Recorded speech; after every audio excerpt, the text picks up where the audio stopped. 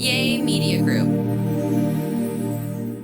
I did this because I wanted to. They weren't even paying me as much as I get paid at a Drag Race Queen. I was doing this because of the craft. And all I was asking, I was like, yo, I'm the leader of this show. Y'all want me to lead this ship? And y'all not helping me. Okay, and please, this might be a stupid question, but is $2K a week not a crazy amount of money?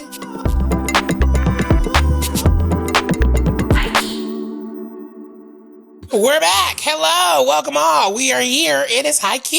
Hi. Hi, you flamer. Are those like heart motifs? Also no, legit. They're I don't even know. It's like this little crochet sweater that I have. It's actually really, I wore it for Pride one year. And I was like, oh, I haven't worn this in a minute. Yo, Yvie and I are never going to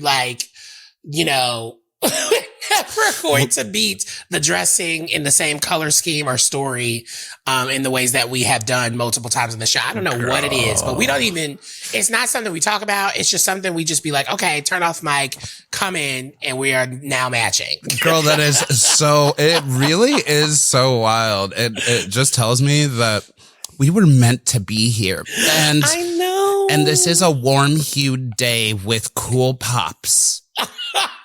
It is. Oh, how are you, girl? goodness. What's new in your life? What's like something disgusting you did that you don't want anyone to know? I'm sorry. I'm still on the drama shit still. Crazy thing is, once this has come out, I will have just gotten back from Houston, which I'm very excited about. And I'm talking to future Ryan. Hopefully you had a slutty debacle, all the time in the world, and you did all the things, and you visited 3 different glory holes. If you don't, Houston, I'm pretty sure has. No, actually, I don't know. I don't know anything about Houston. Actually, I really don't. I'm excited to be going. It's a great group of friends. You'll hear about all the stories. But the funny thing is, I meant to tell you this. Oh my God, I meant to tell you this. So I was on an app. And I matched with someone and we were just talking randomly. And this guy was like, LOL, I now realize why you look so familiar. Ooh. And I was like, why? Have we met before? Have we fucked before? I don't know. Ooh. He literally writes out Highkey. Wow! I'm just saying, we are recognized. We are everywhere, babes. So did you fuck him? Did you fuck a fan? No, not yet. Okay, when that happens, we gotta talk, and we gotta talk about whatever they talk about. We gotta blow their tea. Here's the thing, I don't know. I will say he has not been weird about it in any other form of the conversation. But I've always sort of kind of been, especially even back in my radio days, like there's a moment, I feel like I talked about it on the show, like there's a moment where I remember we had pre-recorded some of the show and I had to leave early. And I got into the Uber, literally, and the Uber was playing my radio show. And I was like, oh, now I don't feel like I can really speak because I'm just like, I don't feel like dealing with that. Girl, it's an Uber. You shouldn't be speaking anyways. Like, I'm so kind about speaking to Ubers because I can't help it with my sociable ass. But like, if they don't talk to me, there's and also, no. I'm like, I don't want to be like, I don't know. It's not that I hate it because I do think I thought it was really sweet and I think he handled it very well. And like, we're still chit chatting. But it is one of those things where I'm like, I thought about you when you've sort of had those moments where you've like fucked fans and they've been like they've either acted like they don't know who you are or they full on just like let you know that they know who you are. And I just am like, does it give you the ick? Mm-mm. Does it not give you the ick? Girl. Did it used to give you the ick? No, actually, it's like where I've found a little bit of like power. I think it's because like maybe I just wasn't confident that people wanted me sexually. It's something I literally did learn through the combination of fame and really like tender, patient love from Doug. You never felt that before Drag Race? I've always felt sexy. Like I like what I see in a mirror. I like started beating that when I turned into a twink and discovered fashion. I was like, oh, I'm hot. And then like, I just didn't feel like a sexual being. There's actually this part of RuPaul's book, House of Hidden Meanings, I think. Where she talks about like feeling like this tall, like feminine brown alien and how that wasn't what was sexualized. So like, I knew I was beautiful. I thought I was sexy. I knew that some people found me sexy, but girl, when it's like the confidence of knowing that other people know that I know I'm worth something. Like, oh, you were on Drag Race? Oh, you know that at least to yourself that you're worth something. So like for me, that's where it all stemmed from. Now the only weird part of it, aside from like people who refuse to relate to the human part of you, is like, honestly, it's just like really awkward knowing that you are famous to some people. It's awkward because like there have been times where I've like having to break it to somebody else. They're like, oh yeah, and I'd love to hang out and see you next week. And I'm like, oh baby, I'm married. And they're like, oh, and I'm like, and also I'm like really internationally known, so I'm not going to be here next week. And they're like, I don't know you. See, and it makes you feel like a dick, girl. That's what I'm saying. It gives that. That's why I'm like, I don't think I could ever, fall into, like, when I responded, I was like, oh my God, like, and so it's because true. It's always so interesting when people tell me that they listen to our show. I love to hear it. It never gets old. And so I sort of take it from that angle of like, it means a lot that you listen. Like, thanks that, in a sea full of fucking dumb people with mics, you listen to us. So thanks. Yeah. Thanks for listening to this dumb bitch with a mic. But also, like, shout out to our listeners. We got some fine listeners because he's kind of cute. Girl, that's what I'm saying. Like, whatever starts a conversation. I feel like that's all it was. That's all, like, it's not even that fame or whatever made me more confident. It's just, it was this secret icebreaker for me where, like, I just kind of assume people know who I am until proven otherwise. So like when I enter a conversation, they've already seen some of like the craziest of me. They've already got these perceptions of things that I used to hide on the apps. Like I used to tell people I was a performance artist. And then if they dug deep, I'd be like, yeah, I'm a drag queen. And now I'm like, yeah, I'm that drag queen. Do you want my dick or not? Yeah, well, yes. And honestly, that's crazy. I would have fell for it. All right. So I'm actually very excited because I think we have a queen on the show today that has a lot of nerve. Shout out to Anya Nurve being on Highkey today. I'm so excited, y'all. I can't wait. Anya Nurve is one of the dopest bitches. I can't wait.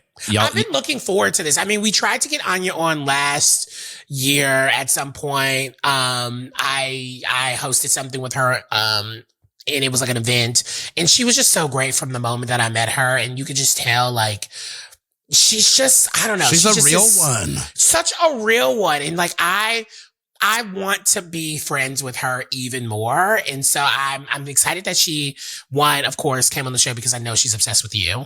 And then two, I get to like see her again. And so I hope you all enjoy our conversation with the icon, the legend, Anya Nurve. And we, honey, girl, I think we're going to talk about everything. We going to key. Yeah.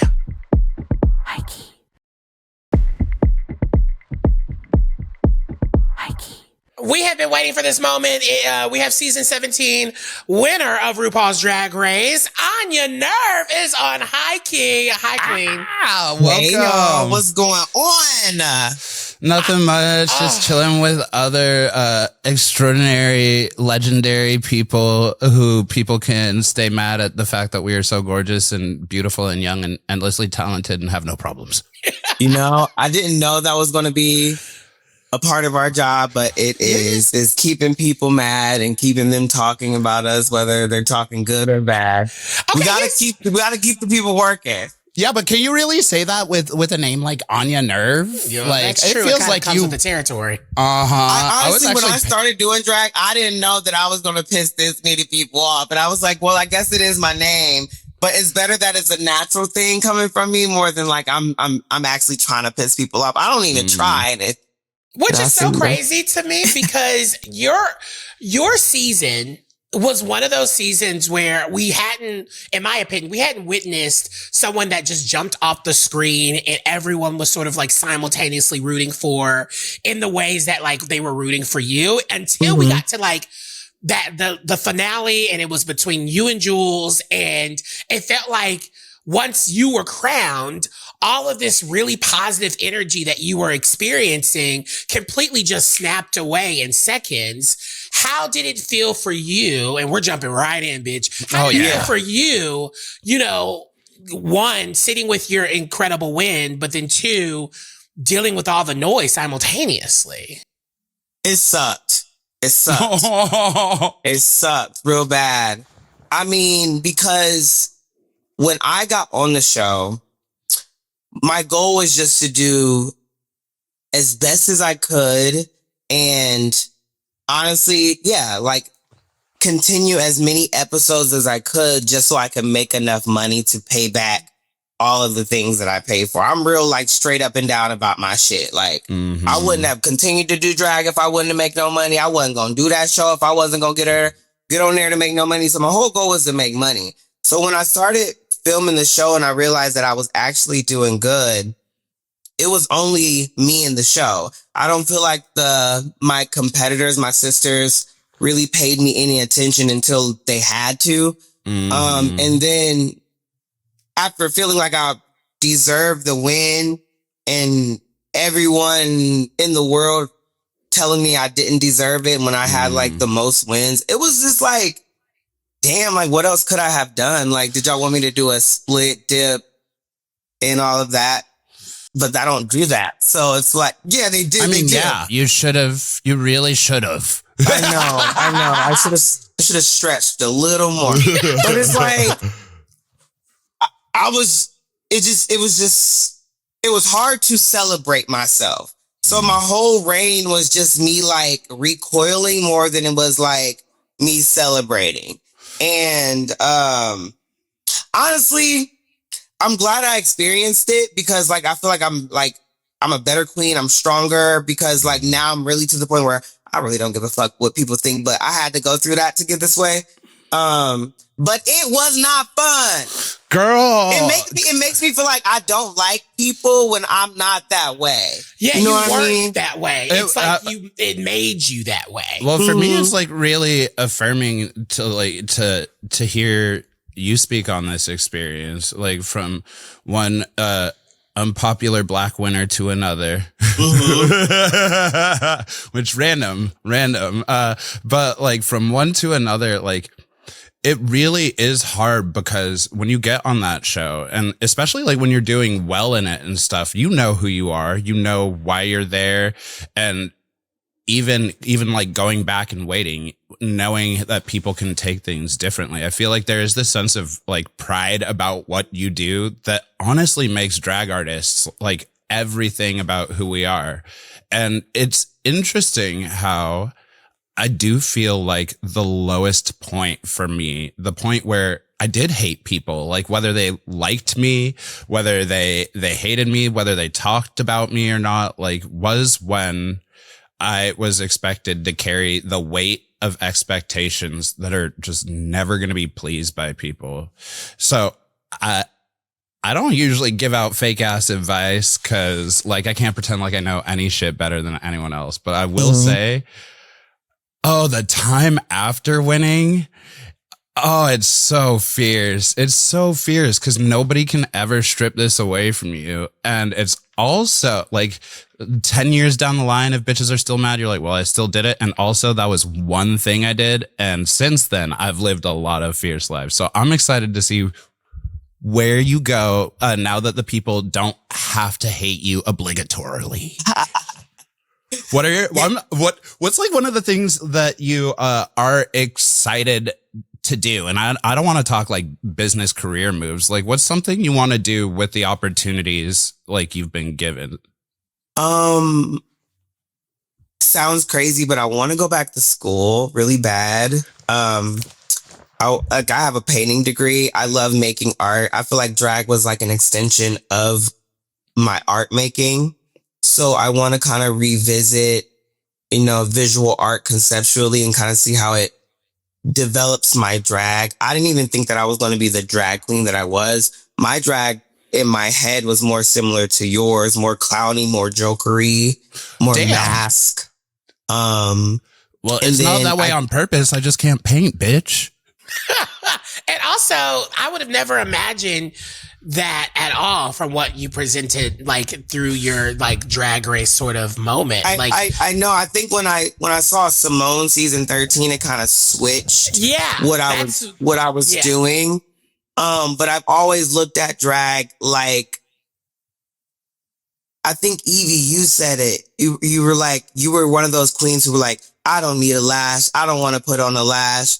Have you ever said that? I think you were that. Like, I was almost the opposite of that. I was always like, ooh, let me try that. And so like, I started out painting like the Joker, and then I saw Simone, and then I tried pads, and then I tried lashes, and I was like, oh, this is pretty. Girl, the way that shit works. It worked. And so I would love to like go back and like revisit and see what other things I can do. Like how alternative can I get? Like how king can I get? How pageant can I get? Like, you know, I like to have my fingers in a lot of pots, and it all stems from like my art world. So I think I want to like maybe go into like costume making or I don't know, something. And I wouldn't have had the money to do that before. And now that I have the money, that means I have the time. So that would be something I would love to do. Yeah. And a lot of people, if you don't know, like if you were like a part of our people who watch our show and don't know about kind of Anya's drag race career, Anya, you literally just, you know, you were kind of a newer queen and you just sort of like knocked it out of the park and you ended up winning the competition. And I always wondered when you were finally being like, okay, I'm going to like audition for Drag Race, did you actually feel prepared to do that? Like, did you know without a doubt? Because you've always given me like, oh, I'm a star. I know what I want to do. I just need a door. I need the door to be cracked open and I'm gonna bum rush through that. Yeah, I mean, I always say like, I never knew what drag was, but it was always around me. Cause I'm from Ohio. I live in Cleveland. It's kind of a small, big city. So it's not a lot of drag. And I wasn't going out, so I really didn't know what was going on. So at 27, I kind of discovered RuPaul's Drag Race. And once I started doing it, I realized that I could do it, it was like, I don't know, I moved back to Cleveland. I started doing a bunch of drag. But here's the thing. I wasn't making a lot of money doing drag, but it takes full-time effort. So I was like, this isn't making sense to me. So like, I was like hosting a show, you know, I was doing a lot of drag, but it wasn't really going anywhere. So I technically quit, and I was a kitchen manager. But my kitchen manager at the time loved my drag. So I would like leave work to do drag. I was allowed to do drag still. And so the auditions came up and I was like, I'm going to audition for it. This is the last drag thing I'm going to do. And I put my whole, like I wrote, you know, the writing portion. I got real deep. Not you wrote like it was your college essay, bitch. I did. And then I sent it. And then I got the video instructions. And I think that they was like, the video shouldn't be longer than 19. I sent like a 24-minute video. I was like, baby, if they don't like it, they gonna shut it off at 3 minutes. So, yeah. Oh, you get it. Yeah. And then I did Courage to Love because I know everybody was gonna do ASMR Lover. And they was like, don't edit the video, bitch. I made a whole music video. My whole thing was shot like it was shot like it was a movie. And I did everything like 20,000 times to the point where at the 20,000th time, I was so sick of filming, I was starting to actually be myself. And I watched it and I was like, I'm about to get on this show.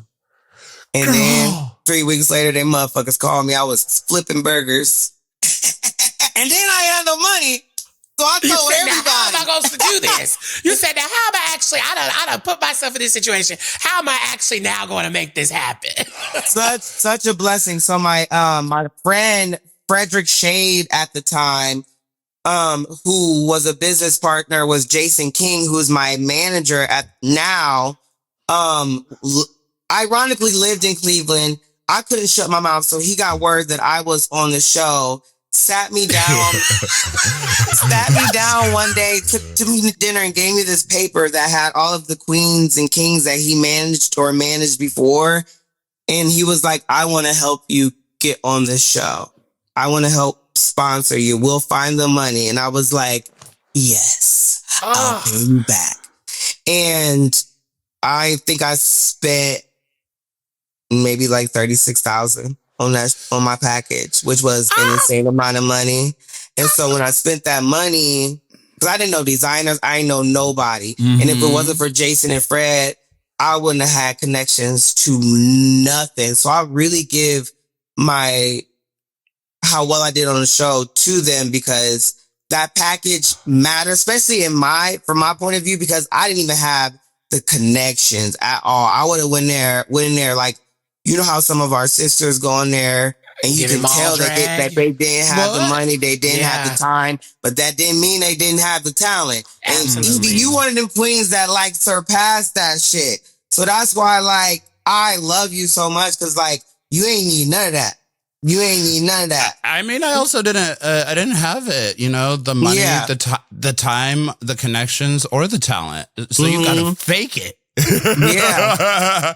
No, honestly, it's really, it's mind blowing to like hear all of these inspirations in your story laid out, because I had never had any idea that you were just literally a better version of me.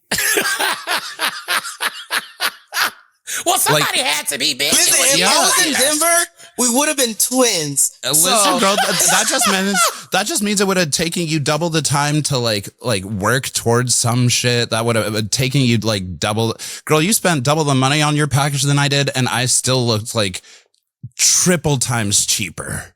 Like, yeah, that is wild. I learned so much in that process, because like I don't work with as many designers now, because in this world of drag, they like definitely capitalize on, of course, what we can afford or whatever. So I'm really like, I keep my circle small, and I'm also trying to find blacker circles, blacker designers that I can work with, because we gotta.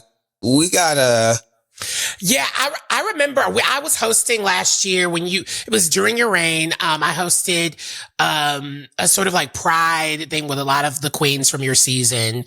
And I remember us being backstage and we were like sort of talking. I was just like, we were talking about you needing community to be surrounding you at that current moment, because I don't think anyone really understood sort of like this like celebration, but storm you were kind of balancing while you were going through it. And I just remember being like, oh, wow. Like, I think one thing about you never look like you're drowning. Like you never you never have an energy that feels like you're drowning, because you hold yourself up, and I feel like you've informed, like your intention. You're very intentional about how you carry yourself. And I wonder, is that something that you learned in this process, or did you come into Drag Race sort of with that? Well, my mentor, because I've been doing theater a long time, so I perform on the stage a lot. And one of my mentors always tell me is people shouldn't scare you. And so when I'm on the stage, I always act like the audience is my enemies to help nerves. And when I move through life, I'm not a nervous person. I don't move with nerves. I move with nerve, but I'm not nervous. And I know my power. I always walk through a room with my head held high, and I know that energy is like exploding, because a lot of people don't do that, sadly. So I'm pretty unshakable. I have a wall. I do have a wall, but I'm pretty unshakable. Well, it's kind of wild, because like I know we haven't crisscrossed paths a ton. You know, they haven't called us back for All Winners 37 yet. But yeah, you're waiting. Wow. Would you go? Yeah. Okay. So this is what I've been thinking. Bitch, Is like, we've talked about this so much. Yeah, If you say yes, I'm gonna fight you. yeah, but that's the thing is I would go and then I would just remember my fucking worth, because unfortunately when I did go back last time, I think I still had more things to prove than I thought I did.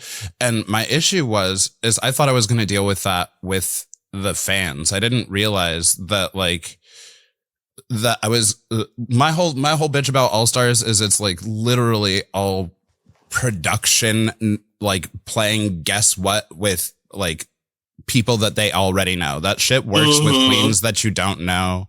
You can talk to them and be like, oh, you're just a little baby. You've never done, you cannot tell like people who are out here representing your brand and working hard and like who love this show, who love this shit and the opportunities it gives to queer people. But you can't do the regular reality TV stuff with us. Like even if it is a better situation than literally probably almost any other reality TV competition show. Like Dracula actually kills people. They don't tell you that. Yeah. I'm so curious though. Like you said you were like, okay, I'll just toss one out for Drag Race. Would you have tried out for Dragula? Yes. You know, I didn't like some of the challenges they made them do. It kind of scared me, but everything else I was like, absolutely. But like some of it, I was like, I don't know if I would be able to do that. It gives fear factor. It gives a little fear factor. Yeah, I'm like, I ain't doing none of that. Wow. Okay, I love it. But if the prize was RuPaul's Drag Race prize, that would give me the motivation to do it. Okay, I will push myself through some. But what is it, like $25K? No, girl, they're up to one now. Oh, that's nice. That is nice. That's right? nice. That's nice. They hopped to where Drag Race just bopped from. And some of my favorite entertainers have come from that show, so it's pretty wild. I stick a needle through this pussy for it on a Friday night. Highkey.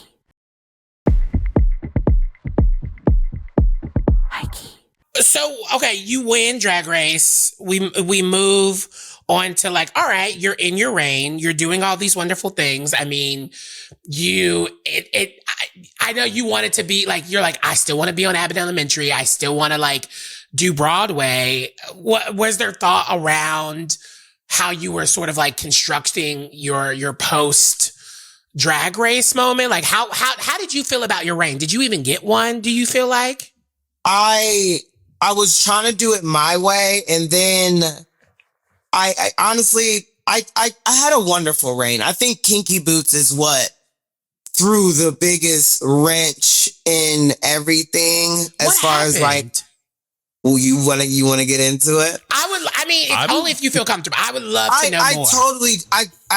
I'm so glad that I took this time to not talk about it, because I needed to wrap my head around it and get over the fact that I wasn't doing it anymore. But basically what happened was that production company found me. They somehow reached out to Jason and was like, we want Anya to audition for this show. I was in London at the time. They were actually asking me to send in a video. And I was filming the video in London, and I was like, this doesn't feel right. Let me figure out how I can fly out there to New York to audition. So I flew out there to New York, killed my audition. 3 weeks later, they offered me the role. And I had to sit and think about it. The goods, the bad. I asked Bob, I asked Jinx, I asked, Jamal. I asked Jamal. I asked a lot of people, and I got a few different, Jinx was like, follow your heart and think about what you want to do 10 years from now. And all of these things. Jamal told me not to do it. So it was like a lot of things I had to think about. And also, if I accepted the role, I had to cancel like a tour that I was supposed to be doing with Jules and all of these things. But it really came down to like what I wanted to do as an artist. And Broadway and theater, is something that I wanted to do way before I started doing drag. And so for me, it was an easy answer. It was an easy yes. Like, I'm going to do this. And it being Kinky Boots, Lola, one of the hardest roles to play. It's an iconic role. Iconic. Billy Porter played it. I mean, I remember when it came out, it's a big deal. I've auditioned for the role before and I didn't get it. So it was a big deal to me. And so when I started practicing for the role, it started out being the most amazing thing. Honestly, y'all, it was the hardest role I ever played. And getting to that hill of, I don't know if I can do this, to the point where I was like, oh yeah, I'm about to smash this. Was a process. What was the hardest part about it in that process for you? The stamina. Like, I never left the stage. It was the most dancing I ever done. Like, I had to, I stopped smoking nicotine. I stopped drinking. I was working out every day. And I'm still that person now that I was when I was like doing that role. So it really changed my brain chemistry. And the only issue was, once we got closer to Tech Week, because I'm playing a drag queen and a man, right? Mm-hmm. Once we started to add these lighting and pieces, I was like, hey, y'all, I was like, now who in this building is going to be helping me with makeup? Because I know y'all don't think I'm doing it myself, do y'all? Because I got to go from man to woman, woman to man, back to woman. Now I'm on the stage more than anybody else. Where's our makeup head? Where's head of makeup? And for weeks, I'm talking to production. I'm talking to the director. I'm like, where is makeup? And I was even like, I got to the point where I was like beating my face before the show and trying to figure it out. But I started to look crazy. Like I was like, this isn't working for me. And, I'm a student. So I knew that when Billy Porter played this role, when Toxic played this role, they have someone on makeup that is getting you together, your little 1-2, because I should only be that. I was like, is that someone's role, like job to be doing that for you? Absolutely. Mm-hmm. Now, it being a non-equity tour, these are where the budgets of things fall off. But this wasn't discussed upon me accepting this role, which I didn't even know this was something that I needed to ask before doing the role, since this was my first time doing something like this.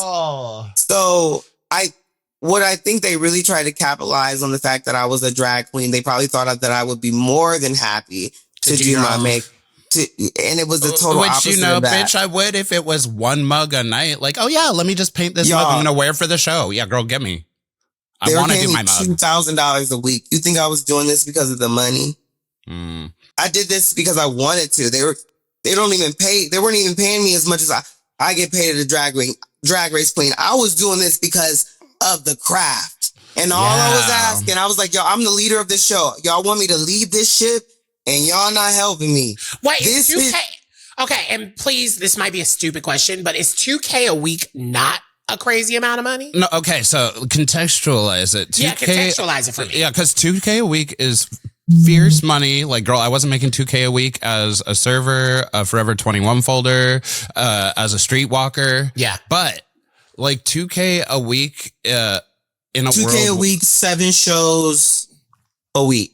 Yeah, okay. So you have to like divide it that way. And then you also think about how much in your reigning year, when people do want to see you the most, like after your reigning year. Yeah, so basically if I would have went on the tour, I would have made like way more basically. So I'm losing money doing this show. So I'm already proving that it's not about, this ain't cloud, this ain't nothing. This is me wanting to do it. And I'm the lead in the show and I'm on stage more than everyone else. So for me, what I was asking for was not a lot. They were just like, I think even after I realized they weren't going to give me makeup, I was so pissed off, but I was like, let me just move forward. Let me just do it anyway. And I think it got to the point where, because I was contracted with them for 9 months. And so I think it got to the point where they were scared that I was not going to do it for 9 months, even if I started it. And they were probably right, because at that point I just felt like I wasn't being listened to. They weren't hearing me. They were just like, this is not how it works. They were trying to little girl me. And I was like, I don't know what to do. So I had got to the point where I was like, I know my cast is going to help me if I need help. I know there's going to be someone backstage to help me if I need help. 5 days before we opened, they pulled me in the office and basically was like, we're going to move on without you. That 5 days before you open is crazy, because I know there's an understudy, but like, what? Yeah. And we tell y'all, I was acting.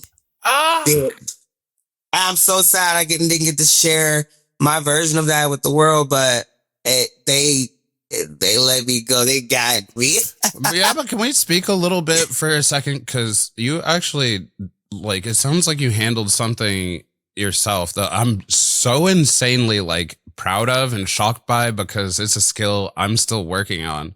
And I usually talk a lot of shit about Violet Chachki, but I actually want to say something that I learned from her today when she was talking about why she doesn't do all the fashion things in the fashion industry all the time. She was like, fashion fucking sucks for drag queens.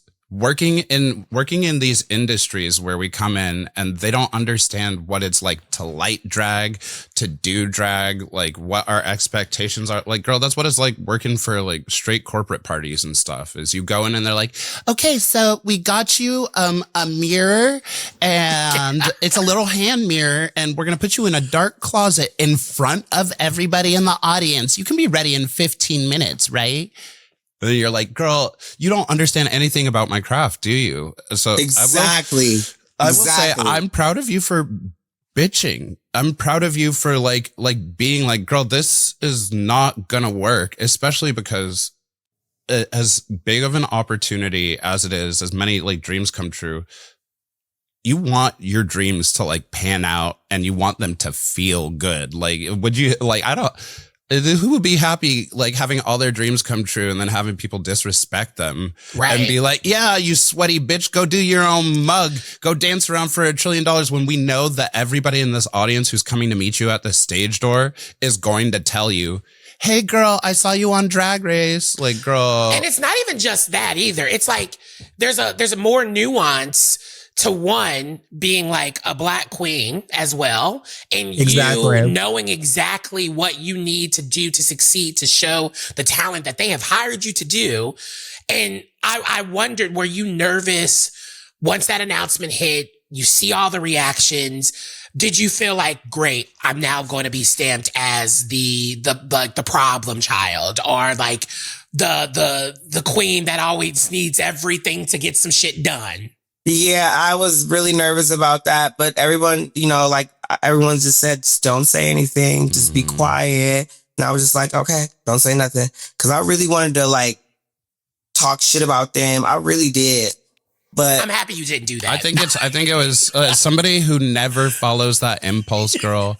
You are just like literally the better version of me. I'm so jealous. It's hard. I do have to give it to Yvie though. Yvie, because working with her, and just working with, like, I've always been adjacent to queens, but working with the queen, I have to say, Yvie is not actually as bad as a lot of people think she is. She actually does have a professionalism about herself, but I think everyone could learn from, right? Like, I don't understand why sort of queens, and I don't know if it's because you all are creative and, you do it at such a high level. I don't understand why there's this sort of like presumption that you all are going to be like so difficult to work with, even though maybe proven it has. I think it's because we're not in the office. There's no criteria on how we are supposed to behave.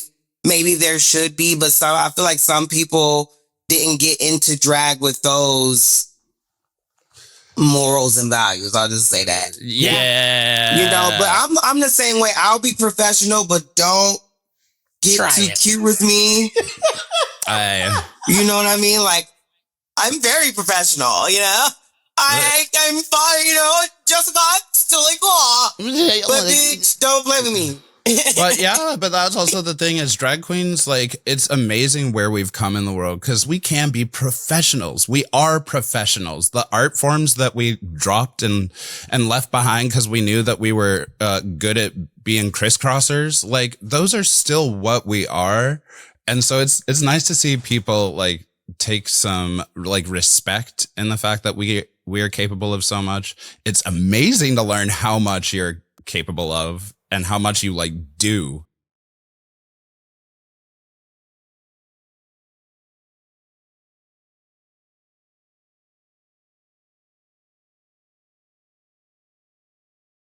But no, I mean, of course, Kinky Boots didn't work out, but obviously you are on stage now, slaying it. Yes. How has it been sort of being able to like, one, show the world even more your talent? Like that show. I mean, Yvie did that show in the middle of fucking COVID. Like how is it for you doing this show? It's so fun. You know, like I go into things like this, like always not knowing how I'm going to enjoy it. I didn't know how I was going to enjoy Vegas and like how the camaraderie between the entertainers was going to be, but everything has like exceeded my expectations. Does it ever get boring because it's so repetitive? Yes, absolutely. I think you have to like, once you get comfortable, you have to find different ways to like spice it up. So like change your wig or change your costume or like do something different or like, you know, try to fuck a queen up off her game. Or, you know, be silly. Right. Yeah. You know, because half of the things that are going on, the audience don't know. So you gotta mentally get over the fact that it is the same show because you can kind of make it as different as you want to. But yeah, it does get boring. You know, you kind of gotta go on autopilot a little bit, but it's like a moving train. Once you hop on, the next thing you know, it's over. Yeah, and there is always still going to be like some random surprises that keep things spicy. You know, it's live theater. Like, it's a part of it is you get bored and then you find new ways to entertain yourself, and that's why no one who ever starts drag will ever really quit it. Look, that's true. You quit drag and then you won Drag Race. But I know, Anya, that you have like an understanding for your career. Like you don't always just want to have like RuPaul's Drag Race, Onya Nurve, like a part of your name.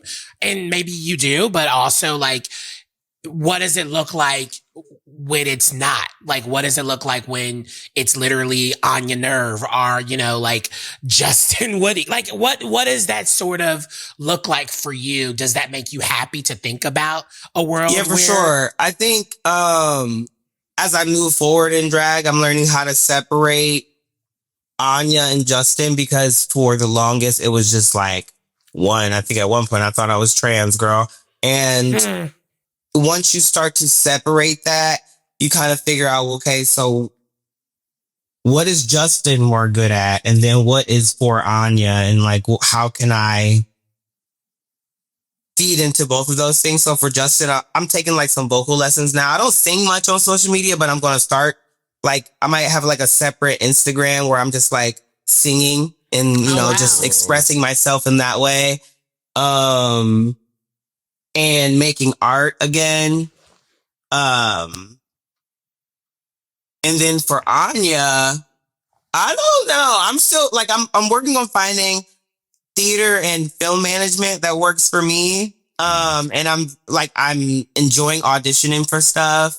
I recently sent in an audition for Dreamgirls. Didn't get in, but I was so happy with my audition, babe. Like, I was so happy with my audition. And I sent an audition in for Elsbeth. Just like different things. I don't do film auditions, so it's like weird. I like people seeing me in person.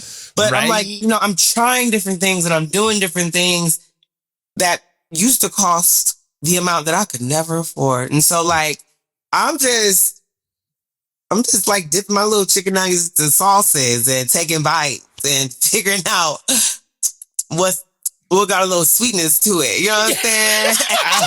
I think that's literally, and I think that's what you're meant to do at this time in your life, right? I think you don't need to have everything all defined and put together, right? The best, I feel like, careers come when it just organically pulls and makes, it comes together. And so as long as you're not putting any pressure on yourself, I'm very happy to see you can do anything. And this ain't no shade to any other entertainer. I think that a lot of the entertainers are like compensating for what they couldn't or didn't do on the show. So I think a lot of the entertainers like do this thing online becomes a job.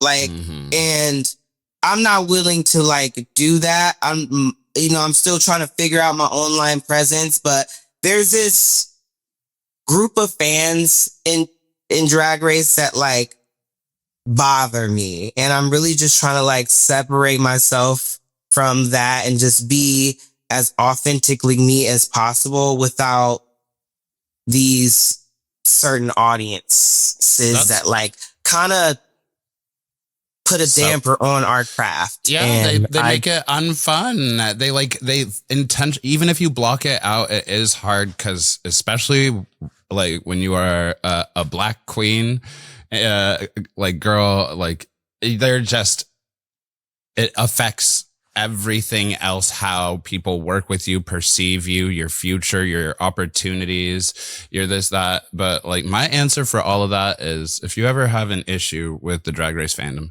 just start doing porn. It worked for me. Okay. They'll leave you alone. Just, it doesn't even have to be like your dick. Just like start holding cameras for like chipmunks fucking, be like, yeah, things have sex. And they'll be like, ah! Highkey.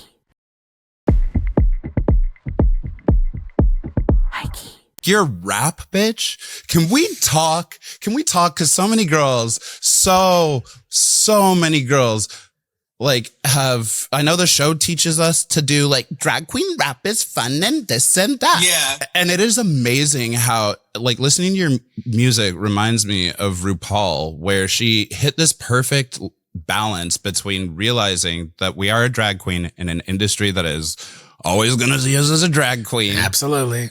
And actually having fucking bars. I cannot believe you are just so hot. If I made good music, I would ask you for a feature. I was actually going to do it for you because I'm petitioning for an Yvie and like Anya collab. Like Let's do it. Let's do it deeply. You know what's so funny? My cousin wrote that. Okay. Shout out to your cousin then. One thing about me, y'all, I come from a group of like all my friends and family do a bunch of different shit. So my cousin, you can say anything. My cousin made the beat and wrote it, and I was just like, I'm like a canvas. I'll do anything. I'll just make it cute. So I was just like, make a rap, and he just gave me. He wrote the whole thing, and I was hot. I just interpreted it. Girl, yeah, 'cause if I was to make music, I would need somebody to write it. Now, I ain't trying to do that, but I will sing it. And you said, I ain't Dr. Seuss, bitch. I know. One fish, blue fish, two fish, blue fish. This is the hottest thing you've ever said, because like it's not to like start beefing our very small circle of drag music artists. There are so many bitches who can't write things. I don't know why they try. You're not Nicki Minaj. I know. Hang it up. You better find you a writer. But you better keep that cousin around. Though? Wasn't that the charm of drag queen music? It was a little bad, but not always. Sylvester, it fucks. That's true. That is Sylvester true. Fuck. That is true. I guess I meant drag race music that kind of came out of the universe. It was but also charming. Rue's music is good. No, Rue's music, but I think Rue had like sort of set a standard, but even through that, there was like spin-offs of like music that was just all about like, coming in a hole or something. There wasn't any real like substance until I feel like recent. That's no shade. I'm gonna kill myself. That's literally all the projects I'm working on right now. I'm literally writing an EP of slut raps. Not all those but you things have about talent, Yvie. You have like real talent. I think you're actually like you're an artist. You know what I mean? That's true. It took a while to get to you before they were just playing drag queen music in the club. I think it's different. Like you have a more of an intention around your music. I feel like, but maybe I'm gonna remember that while I go back to literally writing bars about coming in holes. I'm working on a felching line right now. Oh. Girl, let me stop. Let me not make this about me. I cannot believe you have such a talented cousin, a talented like family, like a loving support circle. Girl, I already was such a stan. I loved fighting my basic bitch white Twinkie roommates about their love for Jules at the end. And I love Jules too. So, you know, I can have it all, but sometimes it just feels so good to be right. So I would really like to ask you, bitch, what are you Highkey about? I am so Highkey about proving people wrong. Absolutely. I love to double down. Like, if you think I can't do something, I'm gonna double down and not only do it, but do it really fucking good. I am Highkey about not throwing shit at the wall to see if it sticks. It's so sticky. Yeah. It can't even leave my hand. Yeah. That's what I'm Highkey about. I'm Highkey about when everybody's going right, I'm gonna go left. I'm Highkey about going against the grain. I'm Highkey about being an artist. I'm Highkey about taking drag seriously. And I think that really shows in all of your work. It shows in the way that you hold yourself. Like I said, like I think the word of the day for me when I think of you is intentional. Because there's not very many queens or very many people, artists in this world moving throughout the world intentional and just making sure you're doing it your way. And I think that's really, really powerful and it will pay off in such a huge way in the end. And I don't know.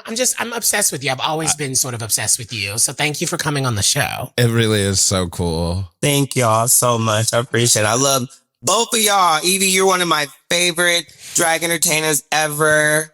Babe. It's true. She's the best. Can't wait to do shrooms with you and get really fucking dumb. Okay? We ain't even done it together waiting. yet. I know. Well, let's have a party. Yeah. Wasn't that a key? That I feel was like so good. I also feel like she is so unbelievably fucking talented. It made me angry that anybody ever doubted like that she should be winning. Like, girl, I didn't know she was like a fine artist. Like here, I thought if she had like her arts degree, I figured it was in like musical theater. Yeah. And it just also like, it hurts my feelings when you hear someone like her who deserves so much and more say that like she had such a shitty experience in her win. Like, you know, like I know that was just a capsule and she's looking at it so differently now. And I mean, honestly, she's even more sure of herself than she was a year ago. The sky's the limit for that one. I'm really impressed and so obsessed. And I loved it that she could even get a little shady at the end too. So it was kind of right. Spicy ass bitch. Speaking of spicy, what's making you hot? What you Highkey about? Oh my God. So I have been, of course, like always, watching a ton of TV. And I am so obsessed. Have you heard of Imperfect Women? No. Imperfect Women, Kerry Washington, Kate Mara, and oh my God, that one fucking Scientologist chick from The Handmaid's Tale. Oh my God, what is her name? You know what? One thing about Scientology, bitch, they produce. They got actors. people. They got some people. What is her name? Let me look in the chat real quick. The Elizabeth Moss. Thank you so much. She's Scientologist. Imperfect Women on Apple TV. Great show. And there's a lot of these shows where it's like murder mystery, whodunit type of shows. Mm-hmm. But this is a show that continually, like, if you feel like it's one person, they do such a great way of making it so like, oh, actually, it's 7 other people that killed this one person, and I need to know more. And I'm obsessed with the show, and I think everyone should watch it and binge it if you're not already, because Kerry Washington is incredible in it. And who else is? Oh my God! Like it's a really great cast, and Apple TV just continues to just like do their big one. I feel like they Imperfect always Women. Listen, I'll fuck with it. Kerry Washington has been like the best actress in 90% of the things I've ever seen. I know. And also shout out, a little aside, Hacks is back. I have been enjoying this season. It's so great. It is. Oh, I love it. Like if I didn't already have a Highkey, Hacks would be mine, simply for like the last episode that I just watched was the one where like Ava dates a sex worker and is all like, ooh, I'm so proud. And then finds out, he's like, yeah, you thought I moved to Vegas to be a prostitute? No, I'm a magician. It's the way she immediately got the ick for wanting it, like him being like that was just so her. me-coded. I felt that ick through the screen. I was like, no. Because what do you mean? And you suck at it? Please. Stop. No. Like, I felt coded there. That's like me hooking up with somebody and then being like, yeah. And I'm also a drag queen. Like, I'm not what you imagine, girl. Yeah. It's not the same thing. Keep those lives separate. Lie to the people. But what I'm actually high-key about is Dead by Daylight. It's a video game. Oh. Where you either play as a survivor or a killer. And they just got like all these killers from all these movie franchises and games and survivors and shit. And I like it. I've been playing it for a while. It's been out forever, but why I think I've fallen back into it is it's like a really good place to take out my anxiety. Like I'll be like sitting down trying to answer my emails. I'll get so fucking stressed out. I'll be like, I can't handle anything in my own life. Oh, I have to do laundry too. This is me talking about right after this recording. That's literally it. Yeah, same. And instead I sit down and I play this game that doesn't soothe me. It terrifies me. I suck at it and it terrifies me, and people kill me every time. And going through that fear response, after I get all that adrenaline out, I stand up and I'm like, girl, go wash your clothing. It's easy. Like you just got murdered 3 times in a row by all the scariest things to you as a kid. You got this. You know what? I continue to love the ways that you find life lessons through anything. The wrong way. Well, thank y'all so much for enjoying the show. If you loved Onya Nurve, please make sure to like, subscribe, comment. We love seeing what y'all got to say. Because girl, especially this one, I want to know what y'all have to say. And then of course, make sure to follow us at Highkey here on Instagram and all over the socials. And yeah, we got some more guests coming up, and we got an announcement coming up later down the line too. So we're very, very excited about all the things Highkey, and we love you, and we will see you soon. Yeah, come kill me on Dead by Daylight. If you see my name, you know it's me.